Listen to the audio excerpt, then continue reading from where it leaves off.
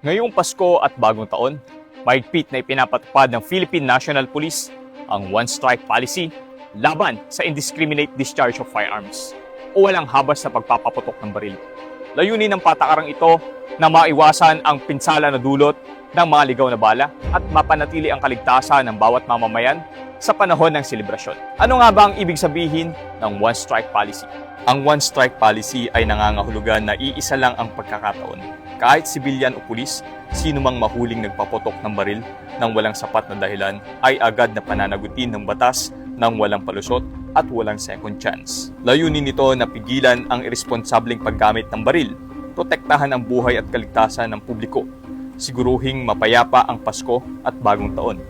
Ano ang maaaring ipataw na parusa sa mga lalabag dito?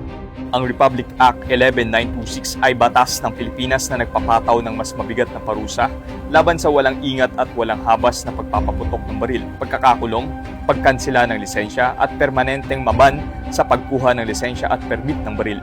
Paano naman kung pulis at sundalo ang lumabag na wala naman sa opisyal na tungkulin? Mas mabigat ang kaparusahan, maaaring humantong sa pagkatanggal sa serbisyo, pagkawala ng benepisyo, habang buhay na pagbabawal na makapaglingkod sa gobyerno, kasabay ng mga kasong kriminal sa ilalim ng umiiral na batas. At bilang bahagi ng pangako ng Police Regional Office 3, sa ilalim ng strategic direction ng ating Regional Director, Police Brigadier General Ponce Rogelio I. Piñones Jr. na Protect the People. At kasabay nito, ang PNP Focus Agenda ni Acting Chief PNP sa Enhanced Managing Police Operations. Layunin namin na bigyan kayo ng tamang impormasyon para sa inyong kaligtasan sa panahon ng selebrasyon at pagdiriwang ng Pasko at Bagong Taon. Yan ang panata ng bagong PNP para sa bagong Pilipinas. Serbisyong mabilis, tapat at nararamdaman.